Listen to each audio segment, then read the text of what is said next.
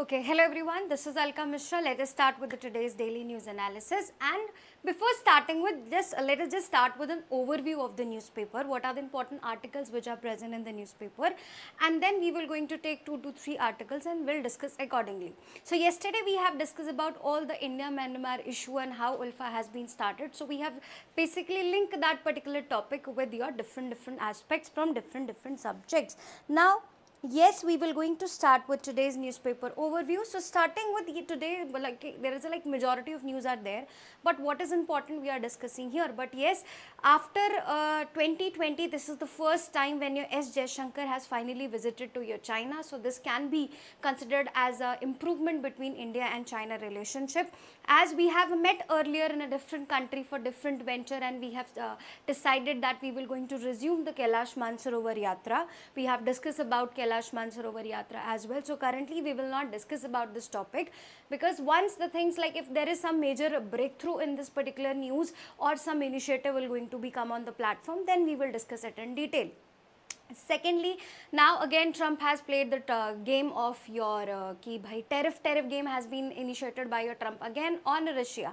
So USA have warned Russia, if in coming 50 days if you're not going to stop the war with Ukraine, then 50% tariff will be imposed on Russia by USA. So again, this is also not that important until and unless something new breaks out in it. Then Europe, because of the all over climatic change in Europe,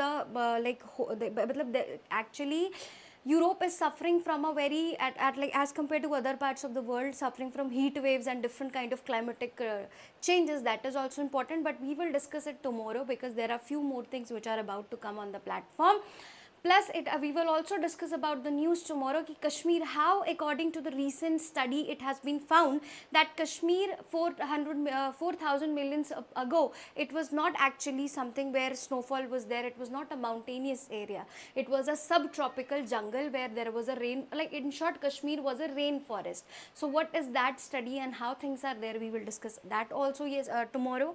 But there are different environmental related things and initiatives are going on in the platform. That is very important from examination point of view.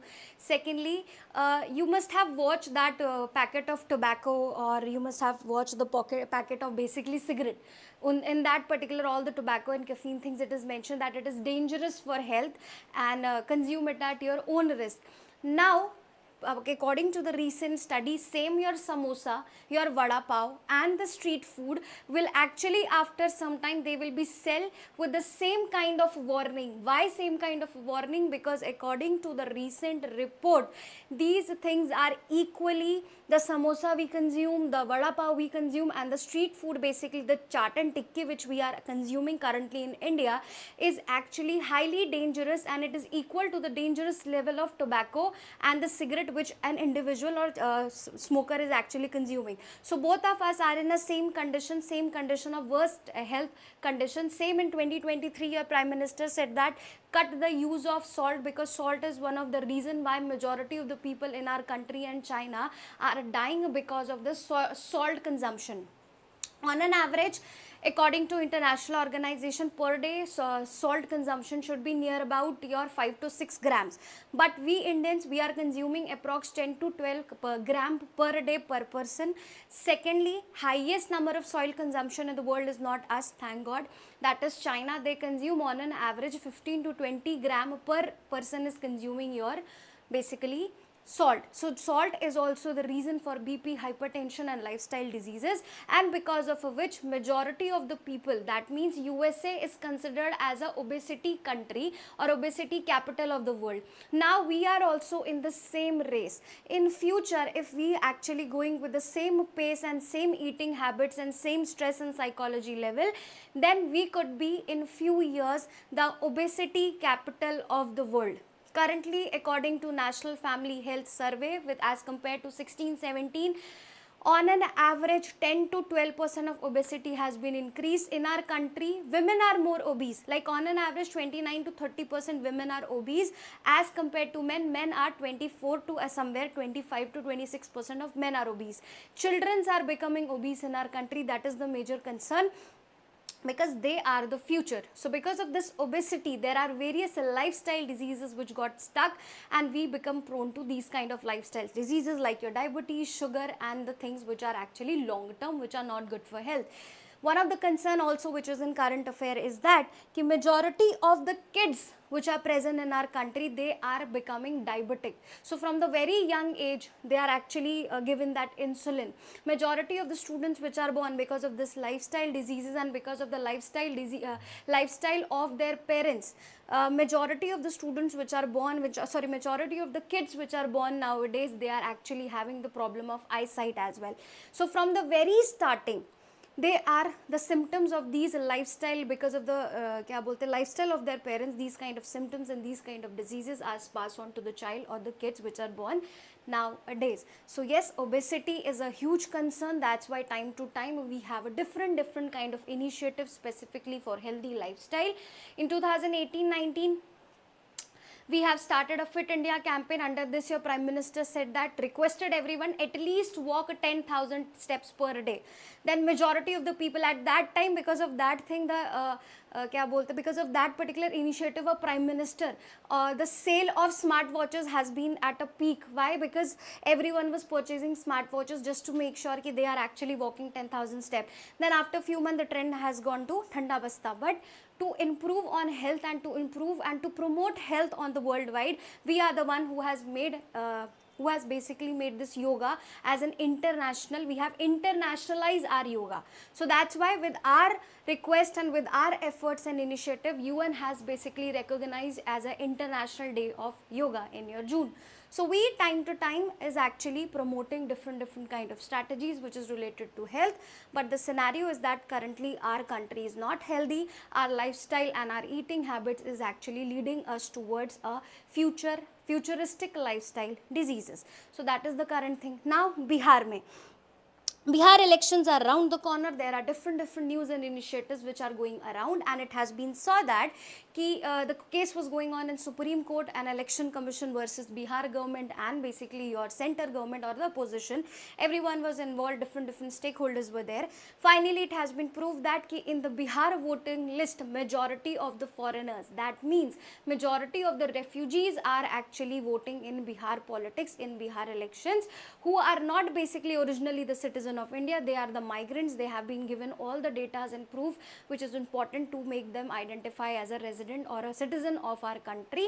So now we are actually defining the electoral role of Bihar. So chances are there will be a big issue which can be seen in this particular thing. But yes, it is important कि we always blame election commission कि they are also becoming centralized. They are more they are more inclined towards center. But this thing has been actually failed. But this particular thing has been proven wrong by election commission, because after study they have realized कि yes, majority of the voters which are there in Bihar, they are the illegal immigrants who are coming from Bangladesh and the Myanmar part of the country. Same, because of which Assam is also in news, because Assam elections are also around the corner, because of which, and yes, Assam is one of the country which is highly prone to these kind of illegal immigration problem, illegal migrants problem, illegal migration problem of the Rohingyas, and basically yes, the people from Bangladesh, they are actually migrating to your Assam. So that's why again election commission will going to revise the electoral role of Assam as well, because Assam government, the Assam opposition government, they have also demanded for to election commission, they have also asked election commission to revise the electoral role, because they blame to the opposition party, that is the current party, government parties, कि they are using illegal immigrants, illegal migrants for as a vote bank politics in the country. So this was a mota overview about what is happening in our country. Some of articles in detail we will going to discuss tomorrow, but yes, today we will going to discuss 2 to 3 more important articles, that is 12 Maratha forts make it to UNESCO World Heritage List. Earlier they were nominated, that's why we have not discussed that particular thing. Now they are finally in news. Now they have finally recognized as World Heritage Site. Now what is important from here, 2 to 3 things are important. First of all, what is in UNESCO? Second, what is World Heritage Site? Third, how many India's particular sites are part of this World Heritage Site? Worldwide, what is the position of India? Which country is on the number 1? And basically, what are the other important heritage site which is important from this point of view? So it can be asked in prelims as well, because we have saw in last few years, whichever the city or whichever the place whichever the monument which has been added in these kind of list, UPSC has asked question directly and indirectly on that. So from here it is important, what are the Maratha forts, like which are the 12 Maratha forts which has been included, then what is UNESCO and what is the things which are important. So here you can see it is a 12 components for Salher Fort, Shiverni Fort,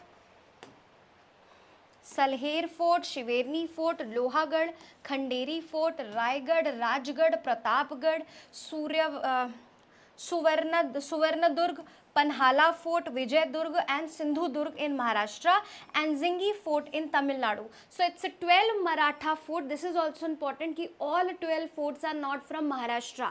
One fort is basically your from Tamil Nadu, that is your Zingi Fort.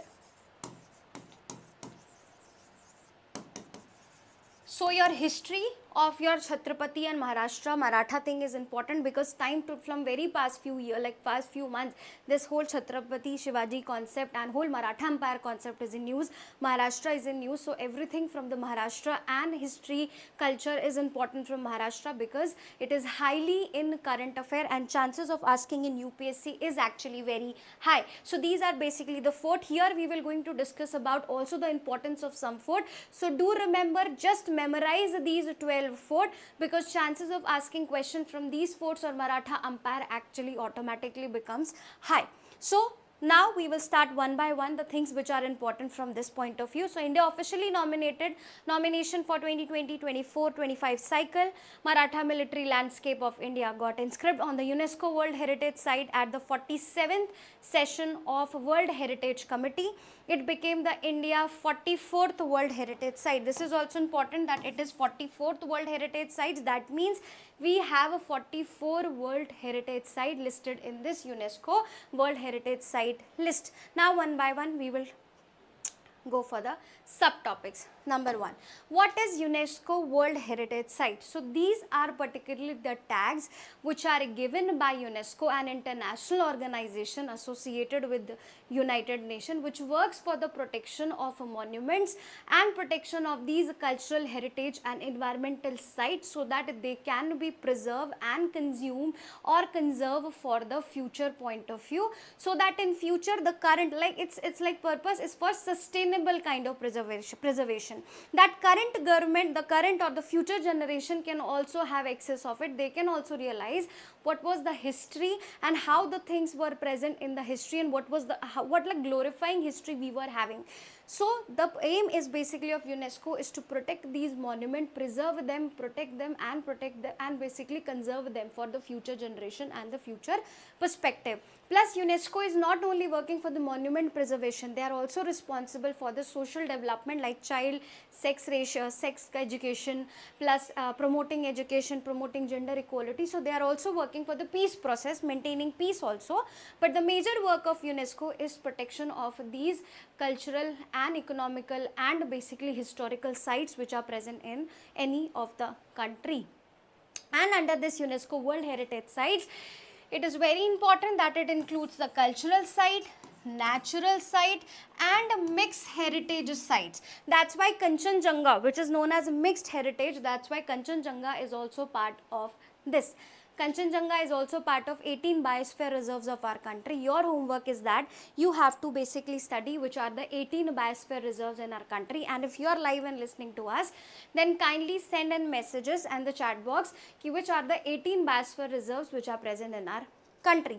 So what is important is the UNESCO World Heritage lists include cultural, natural, mixed heritage site recognized as of outstanding universal value to humanity, and these sites are selected by World Heritage Committee, which is actually part of international organization, that is UNESCO. So under international agreement, this organization is working for the preservation of the global heritage. Now Cultural, natural and mixed heritage site, these three terms are very important. Cultural means which is made of a human made monuments. Majority of the monuments which are made, actually they are human made. Current technology, we have developed different advanced technology because of which we are developing the monuments. But yes, earlier everything was done by a handmade monuments. That's why this thing is included. For example, Taj Mahal and your Egypt pyramid is also part of this World Heritage Site. Then we have natural site, the forms which are actually formed naturally. So according to us, from Indian perspective, Kaziranga National Park is considered as formed naturally, very beautiful part. Then Great Barrier Reef, which is present around your Australia, which is famous for your coral reef. And one more environmental issue which is associated with it is coral bleaching. Coral are basically the aquatic colorful plants or organisms which are present in your inside basically your oceans, but because of the global warming and because of the rise of temperature, they are losing their life. They are actually leading to coral bleaching is taking place. That means they are losing their color, that means they are losing their life. This is a separate topic and very important from environmental point of view. UPSC has asked question on the same.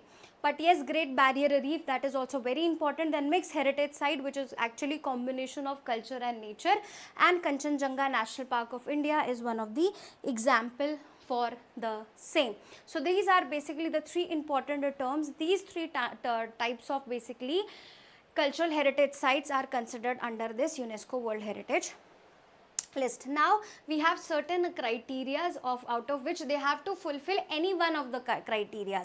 It's not mandatory. UPSC can ask you कि they can give you 3 to 4 criteria or 5 to 6 criteria and they will ask you to become a World Heritage Site. Does any particular site or country they have to fulfill all the criteria? So answer is no, they don't have to fulfill all the criteria. Out of this, only one criteria if also fulfilled, then well enough they can be given a status of World Heritage Site under this UNESCO list. So it represents the masterpiece of human creation, then exhibit an important interchange of human values, bear unique testimony to a cultural tradition, outstanding example of architecture and landscape, exceptional natural beauty, contain the most important natural habitat for biodiversity. So these are basically the reasons or the criteria which any World Heritage Site should fulfill before getting the tag of international or UNESCO World Heritage Site. What is the criteria?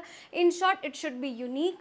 It should be of a very beautiful monument carved with like man-made or human-made carvations. Biodiversity protection should be there. Unique biodiversity features and animals and heritage should be there. So these are basically the one of the major criteria, but it is important they don't have to fulfill all the criteria. If one criteria is also fulfilled, that is enough for anyone, for any particular heritage site or any particular location or any particular monument to come on the list of World Heritage Sites. Now these are the heritage site. Agra Fort, basically your Taj Mahal, Valley of Flowers which is currently open, it is part of your Uttarakhand, very beautiful. On an average 20 kilometers of track one way, like I guess 20 or 30 kilometers of track one way, on an average 15 kilometer and coming back to 15 kilometer. Very beautiful, very beautiful. Once in a lifetime you should, if you are a mountaineer, if you love trekking, then once in a lifetime you should visit Valley of Flowers, very beautiful. Then Kaziranga National Park currently is in news time to time when there is these kind of floods which can be seen. Then very important Humayun tomb, your Jama Masjid, then we have a Hampi and different, in short there are various 44 World Heritage Sites are there. Then we should be aware of those 44 World Heritage Sites because it is very important. From UPSC point of view and from general knowledge point of view as well. Now World Heritage Sites in India. So as we have saw, there are 44 World Heritage Sites in India, out of which we have one mixed site, that is Kanchenjunga National Park. Now at present India has 45 basically heritage site, out of which 36 are cultural, this is very important, 7 are natural sites and 1 is mixed site, that is Kanchenjunga. Before this whole Maratha landscape, Assam ka bhi there was a Moedoms of Charaideo is basically the world, it was included in your World Heritage Site list, that is also important. Recently it can ask you ki Museums of Charaideo was basically currently news associated with what? So it is a World Heritage Site of India, recently recognized by UNESCO World Heritage Site. So if when we talk about worldwide, what it is equally important ki what is the India position on the world as well. So according to the worldwide scenario, we come on the 6th number globally and second in the Asia Pacific. That means Asia region and the Pacific region. Pacific means the country which are sharing border with your Pacific Ocean, and majority of, like as compared to Asia Pacific region, we are on the second number. Who is on the first, and basically which are the country worldwide compare first, now we will see that. So it is very important. Please make sure always look for exceptions, because UPSC will not going to ask you the direct statement. They always prefer asking you exceptions. So please beta always focus on exceptions, because exceptions are very important. So currently 36 cultural sites, 7 natural sites, and third is one basically mixed heritage, that is your Kanchenjunga National Park. Then last year before this 43rd was your Museums of Charaideo, that is basically your Assam. Now currently we are on 6th position globally, and in Asia Pacific region we are on 6th number. Now Indo-Pacific and Asia Pacific, these are two terms which are very important currently from news point of view, because every international country either they want to invest in Asia Pacific region, that means the Asian and Pacific country, or the Indo-Pacific region, that means the country which are sharing border with Indian Ocean and your Pacific Ocean. To promote this Indo-Pacific, one of the biggest basically military exercise has been done by two countries, that is also important, just get an idea, that is Talisman Sabre. Ab they call it Sabre or Sabre, that is different thing, but Talisman Sabre is very important. What is this? This is a military exercise. A military exercise doesn't mean 1, 2, 3, 4, all the military people they have come of different country. No. Under this military exercises, people try to share their technology, their strength, and basically they showcase their strength and basically technology and cutting edge technology which they are using in the defense purposes. So Talisman Sabre is a military exercise which is done by two important countries and two major countries in the Indo-Pacific region, that is your Australia and USA. So it's done by USA and Australia, and this is the basically this is done on a biannual basis. Biannual means once in a 2 year. It is very important because this is one of the exercise which is not conducted on an annual basis. It's a biannual exercise, that means in once in a 2 year this meeting has been conducted. So from this year point of view, like from 2026 point of view, this particular is important because it has been conducted after 2 years. So UPSC can ask you somewhere between this, or if in mains question asks from military or defense, then you can write about this, it will going to give you edge marks. So Talisman Sabre between USA and Australia, biennial exercise, that means it has been considered after 2 years. Then plus India is a participant, that we are not actually a direct part of it, but we are a member of this. So we have India is part of it, Canada is part of it.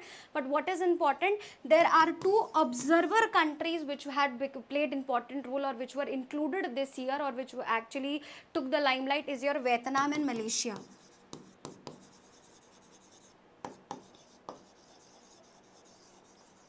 So this is also very important कि Vietnam and Malaysia are the two important countries which were observer this year.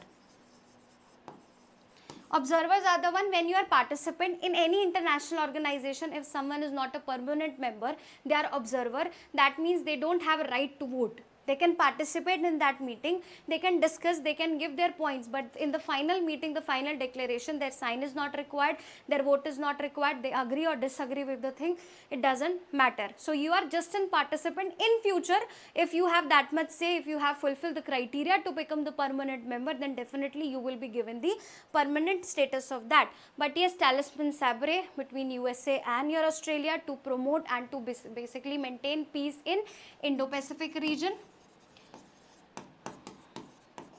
And one of the major and the hidden and the concern of this organization, or sorry, the military exercise, is also to counter China.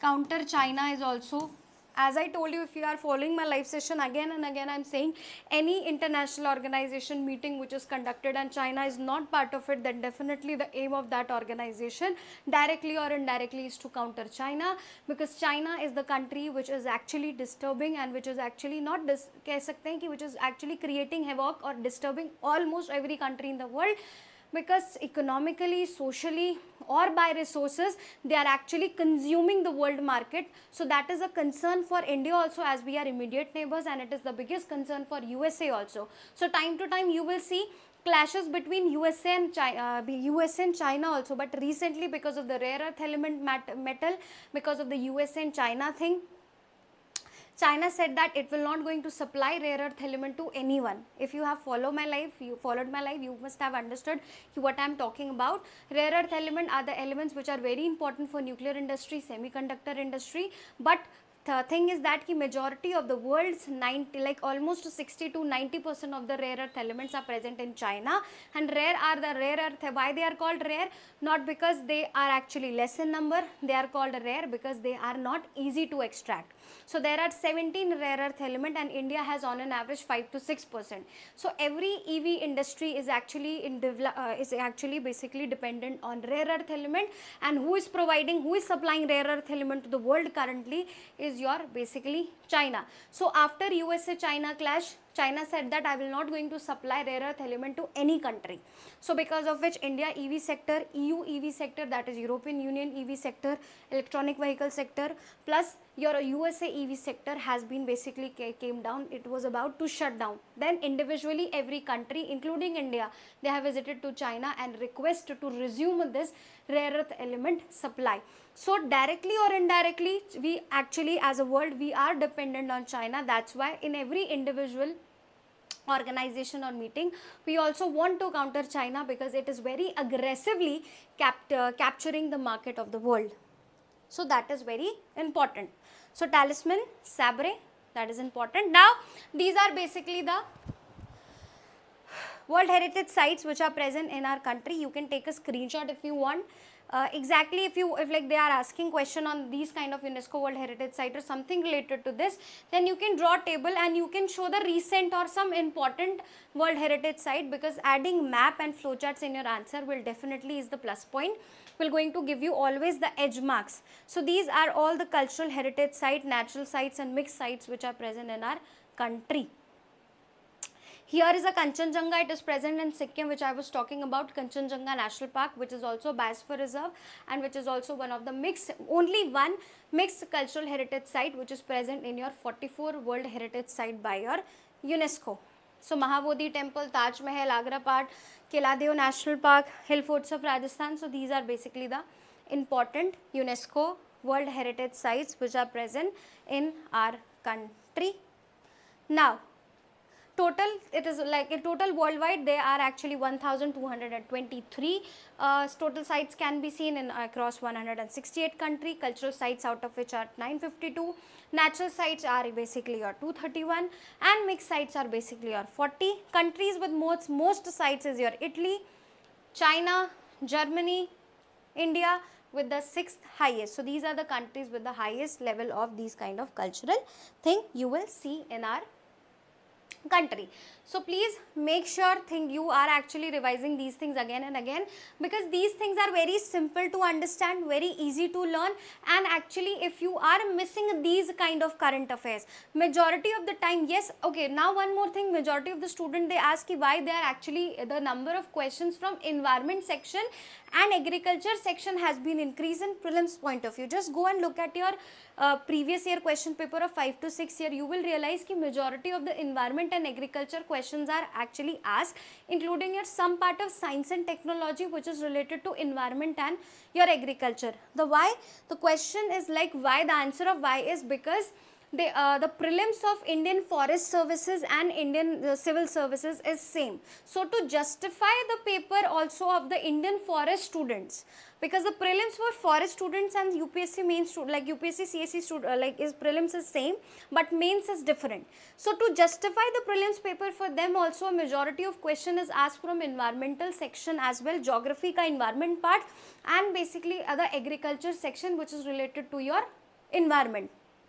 That's why all the news and all the important current affair and technology which is there from your science point of view, from their environmental point of view, sorry, from the environment point of view, that becomes automatically very important, because chances are very high that they can ask question from that, and it is very easy to understand. And if you lose mark in this, then definitely the chances like you are actually a gone case. So always make sure the easy current affair, which is very important, you don't miss. Plus one more article very important, we will discuss that tomorrow.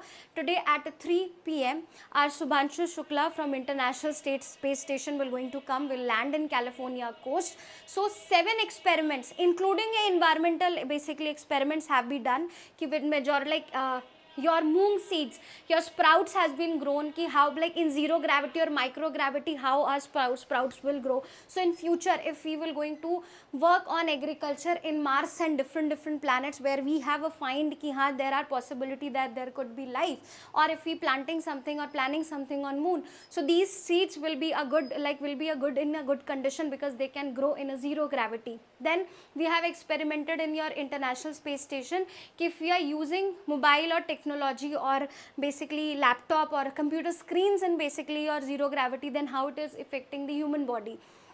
Then we have also sent a species which is known as tardigrade, which is almost present everywhere. Tardigrades are the creatures which are basically can survive in minus 272 degree and 1000 degree temperature. Like on an average to a certain high temperature they can survive, and at a certain low temperature they can also survive.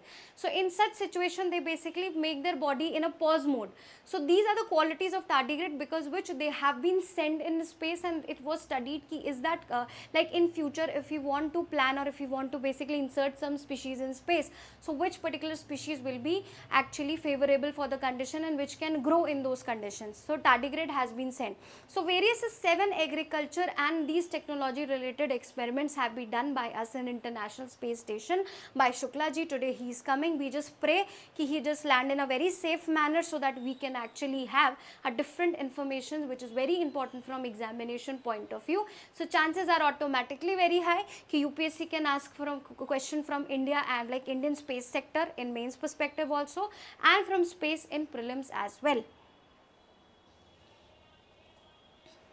Now these are basically the sites. What are the Maratha military landscapes? So the Maratha military landscape include 12 forts, which out of which 11 are from Maharashtra, and that is Salher, Shivneri, Lohgad, Khanderi, Raigad, Rajgarh, Pratapgarh, Suryavandurg, Panhala, Vidyadurg and Sindhudurg, and one is in Tamil Nadu, that is Jinjay Fort. So you can ask you that every particular fort is present in your Maharashtra only, so answer is no. One is basically from Tamil Nadu. They actually span around your 17th to 18th century, 17th to 19th century. So the history of 17th to 19th century specifically from the Maratha becomes very important from examination point of view. Now there are 2 to 3 forts which are very important from Maratha perspective.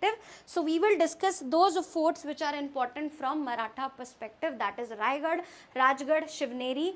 So that from these particular forts you will also get about idea about the Maratha Empire. And currently Chhatrapati Shivaji is also one of the most praised person because of this Hindu wala matter only, and because of the Chhatrapati Shivaji ji is also always used as a matter of politics also in your Maharashtra or in your national politics as well.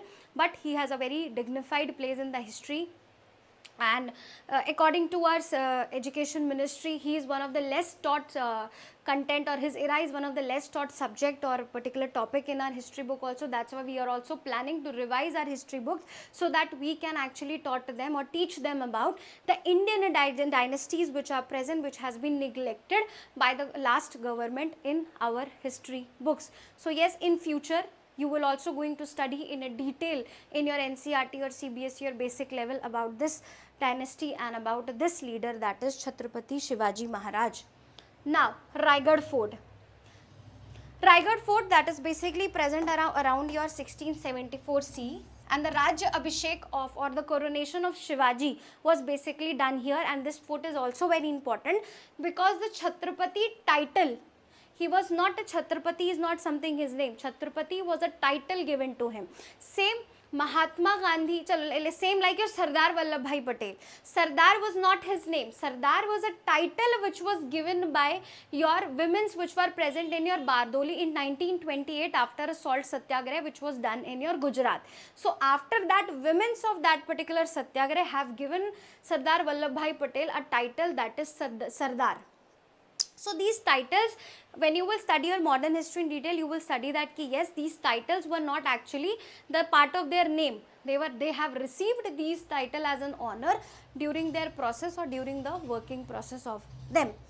So in 1964, Rajya Abhishek was done of your Shivaji Maharaj, and at that time he adopted the title, that is Chhatrapati, and in 1662 it was selected by Chhatrapati Shivaji as a permanent capital. So initially it was not a capital Raigad, but the coronation ceremony of him was done in this particular area, that is Raigad Fort, and he later make Raigad Fort as a basically permanent capital of Maratha Empire. So that's why, because of these two important terminologies, two important things, it is very important and a very beautiful port. If you ever get chance to visit these places in your future, then definitely I will suggest you go, because it is very important from tourism perspective also. It will also going to promote Know Your India campaign or initiative which was started. Majority of the influencers had set their career because of your campaign, that is Know Your India campaign. There was a time when our Indian government has launched, Ministry of Culture has launched this initiative Know Your India, and under this you have to visit at least 5 to 10 places of our country, which is very important from cultural heritage point of view. And majority of the Indian YouTubers took it as a profession, influencers took it as a profession. They have visited the different places in a year, which is very important from cultural point of view. They have posted their picture on the Ministry of Culture website, and they have posted the same thing on the channel, and they have basically tagged Ministry of Culture, because of which they have been given a good limelight by the government and basically by us as an audience as well. So yes, it will also going to help to promote your Know Your India campaign, and it will also going to help to promote economy of these regions, which are still, there are very unexplored destinations which can be seen in our country. So Rajgarh Fort, first we talk about Raigad Fort, now this is Rajgarh Fort. So before your Raigad, Rajgarh was the capital of the Maratha Empire. That's why this particular fort is very important. So the first capital of the Maratha Empire was your basically the Rajgarh. That's why the Rajgarh Fort has been built. And Shivaji, and basically he lived approx 26 years before he moved his capital to Raigad Fort. So that is very important. Now this is also very, in our Kautilya Arthashastra theory, he talked about Saptang theory, 7 things that should be that is very important for a dynasty. For example, a king is very important, then Amatyas, the ministers are very important, like the bureaucrats. So in the very history in Kautilya Arthashastra, we talk about the bureaucrats also, the civil servants also. Then treasury should be there, people is the main thing, plus fort is also very important, because he in the Kautilya Arthashastra he mentioned that fort should be either made on hilltops, so that it is not easy to target, or it is not easy to basically attack by the competitors or opposition. Either it should be in the middle of the sea or middle of the river, or it should be in the extreme desert area, or in a very isolated place ki ek taraf there is a river and at one side there are mountain. Isliye you will see in worldwide and in history, Indian history also, majority of the forts, they are not present within the city. They are in a extreme geography or extreme kind of a topography. Why? Because from the safety point of view, these kind of forts were built in such a condition or at such a place that is actually important from their safety perspective. So it is actually mentioned in your Saptang theory of Kautilya Arthashastra. So it was the first capital, Rajgarh was basically the first capital of Maratha Empire under the rule of Chhatrapati Shivaji, and it was basically almost 26 years before the capital was moved to Raigad Fort. And it was one of the 17 Shivaji Maharaj fort which has been signed the Treaty of Purandar in 1665 with Mughal general, that is Jai Singh. These treaties are also very important. So from here, all the treaties which has been signed by Maratha Empire actually becomes very, very important. All the battles which is fought by your Marathas, either it is Anglo-Marathas or different kind of war, who won the thing, what are the things which has been captured, what is the treaty associated with it. So this region from history point of view becomes very important, because chances actually are high कि UPSC can ask question from this particular area. Now Shivreni Fort, फटाफट we will cover these fort. I will not going to discuss about each and every fort, but yes, some important forts we will discuss here. Now the birthplace of Chhatrapati Shivaji is actually the Shivreni Fort. Just look at the location. Very beautiful, very scenic, but yes, very important from ancient perspective, from a safety point of view. Like if you want to basically attack, then you have to think twice and you have to make strategies accordingly. Plus in these areas there were secret doors and secret places where they can escape in the time of emergency. So the construction was of a very high level. Some person with a very good matha, with a brain, they have been basically the architecture. We are studying architecture these days, and at that time, without studying any architecture and stuff, they have constructed a beautiful masterpieces which we are considering as a heritage site currently. So this was a Shivreni Fort, is the place where your Chhatrapati Shivaji was born, and that's why this particular fort is very important. It was used at it was originally used as a guard ancient trade route and was later developed by Bahmani empires were also there, and Ahmednagar Sultanate. So not only one dynasty is associated, different dynasty. Bahmani is also important. UPSC has asked question in prelims from this dynasty, Bahmani dynasty. So the South dynasties are also become important because of this. Time to time Chola, Chera, Pandyas are the one who have asked in paper. So South is always, when we talk about geography, when we talk about the different mountain or the ranges or peaks which are present, or whenever we are talking about these kind of dynasties, yes, majority of the question when you will going to see your paper, either it is a Vijayanagar Empire or Maratha Empire or Chola Chera Pandyas, in mains and prelims, they have asked question from southern dynasties and southern region empires which are present. So definitely this year also we can expect some question from this area. Now Pratapgarh Fort. I'm so sorry. Pratapgarh Fort. It was built in 1656 by Chhatrapati Shivaji Maharaj under the supervision of Prime Minister, that is Morpant Timrak Pingle. The fort historically significance due to Battle of Pratapgarh which took in 1659 between Chhatrapati Shivaji Maharaj and Bijapur Sultanate, that is Afzal Khan. तो historical perspective से it is important, ठीक है, because of Battle of Pratapgarh was fought here, and फटाफट we will cover. Battle of Pratapgarh was here, and then Chhatrapati Shivaji and basically Afzal Khan has fought, and plus it is also built under his prime minister, that is Morpant Trimbak Pingle. And plus, but from the current perspective, it is very important from tracking point of view also, because these forts are used, like you have saw a video viral of your on Instagram, that is Harihar Port of your this particular Maharashtra only, that is actually unsafe, but various people they actually prefer tracking on those forts. So that's why from tracking perspective also, from tourism point of view, to promote more tourism in this region, we have basically took this initiative. And look at the scenic beauties, like how can you just avoid these places? These are such a beautiful places. Yes, they should be given such kind of a heritage status so that their conservation can be done at a very big scale or at a larger scale. Now Zingi Fort. This is one which is present in your Tamil Nadu. Look at the structure.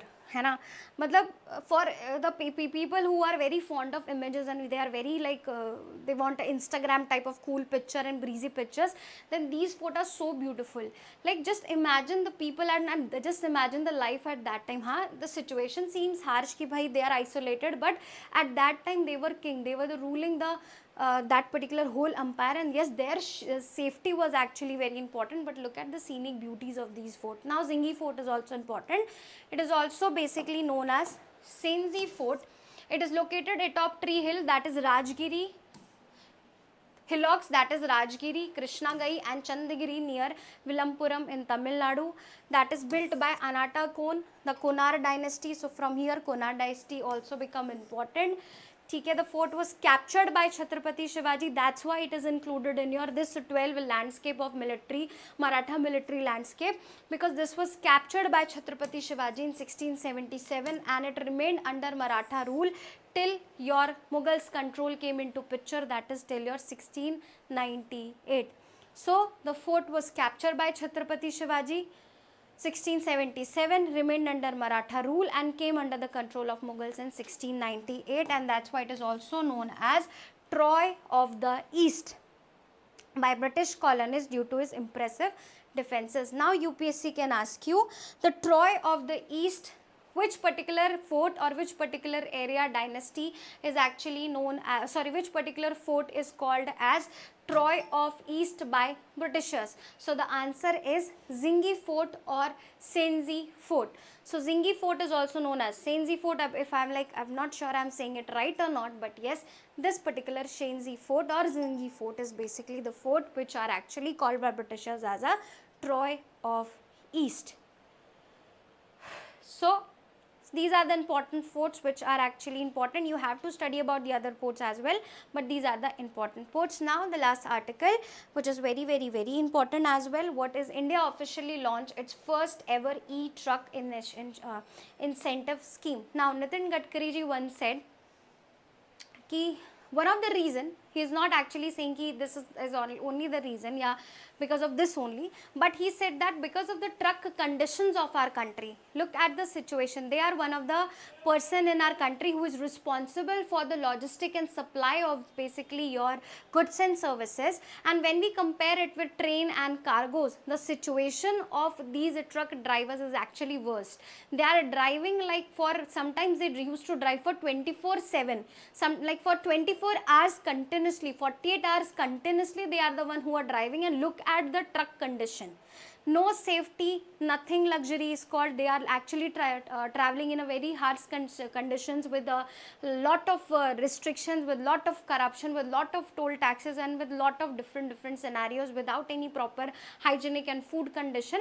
So he said that, so to improve this particular road connect to basically the system of your transport, so means of transport or means of basically export import within particular state, and to basically avoid road rages, because there was a time, according to report, it was said that the majority of the people on highway, they die because of these truck drivers, because either they are drunk or they are in a sleepy position because of the continuously driving, and because of the situation they are getting the kind of a dabba which in they are sitting because of the condition of the truck. So that's why it was believed that this is also one of the reason why majority of the accidents on the highways are done by these truck drivers. So it is good, so it is better to basically modify the trucks. So that's why this is the first initiative in our country. India officially launched its first ever e-truck initiative or incentive scheme. Under this kind of trucks will be built for our people, for our truck drivers, so that we can avoid, we can give them a good experience of traveling. So the majority of the road accidents will also be avoided, and it will also going to fulfill India aim for e-vehicle use, not only two-wheelers, not only three-wheelers, but also to the four-wheelers and more than four-wheelers. So this particular e-truck initiative has been taken under your Prime Minister e-drive initiative. Now why this is important? Because this is basically a scheme which is dedicated to not only modify the truck system, but also make it that is electronically run truck system, which is equally which is equally beneficial for environment, because the emission which will be done by these trucks will be at a very lower scale. Matlab that means the carbon emission will be less, so that they will going to affect environment at a very minimum cost. So it is the India's first dedicated scheme for electric trucks, which were not included under FAME. FAME is a faster adoption and manufacturing of electrical vehicle. There is a FAME 1, FAME 2, different phases of FAME, under which we have targeted to move more and more towards electronic vehicles. Why electronic vehicles? Because so that we can reduce carbon emission and we can fulfill our goal to by 2070 become a zero carbon emission country or net zero carbon emission country, because carbon is one of the major thing which is responsible for the climatic change, and because of the global warming only, I don't know you have noticed that or not, because of the global warming only, majority of the regions of Rajasthan which were supposed to be the dry areas or dry regions of the Rajasthan, they are actually having a problem of flood. Why flood? Because more than average rainfall is actually taking place in Rajasthan from last few years because of the global warming. We Delhi people, we are experiencing rain like every day like Mumbai and your south and other parts of the country, but we were not actually habitual with that. Like for example, abhi I wake up, there was a lot of barish, like a lot of rain has been done, now that's normal, and then after just immediately after 1 hour again we are having a rainfall. So we are experiencing something, a climate which we have never experienced before. So this monsoon system is from last 2 to 3 years, yes, the monsoon is actually a different thing, and the reason why this kind of climatic change or this kind of monsoon and weather change can be seen as one of the reason is your climate change, and the same thing which actually Europe is also suffering from the same kind of problem, that is your global warming. So to curb the problem of global warming, we have taken the initiative of e-vehicle and e-truck. What is the aim? So aim and objective of this particular initiative is to expand EV coverage so that more and more electric vehicles can be used in medium vehicle or heavy vehicles as well. Then reduce emission, as we have talked about, so that kam se kam greenhouse emission can be done so that environment get affected at a very minimal cost. Then boost e-truck demand, because yes, e-trucks demands are there. E is now the future, electronic vehicle is the future.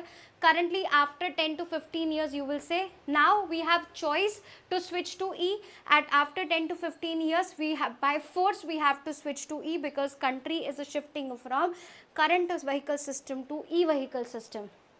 And majority of the players, they have started business in this. So the people who have started businesses in an economy currently in a e-stuff or a e-cycle, e-vehicle, e-scooty, in future they will be the king. In fact, if COVID was not there, our Delhi government have decided that by 2025 we will going to develop fully, majority of the two vehicles in India, in Delhi, should be your e-vehicles. But because of COVID-19, majority of the things have been passed off the central level and at the state level as well. Now lower logistic cost, because e-vehicles are cost friendly as compared to the heavy trucks. So fuel demand will reduce, the petroleum and gases demand will reduce. So definitely it will going to help, that money can be used in other sectors for the development. So these are basically the objectives of the scheme. So that's all for today. Hope so you have understood the concept, you have understood the articles. We have discussed lot of news and lot of current affair which is very important from paper point of view.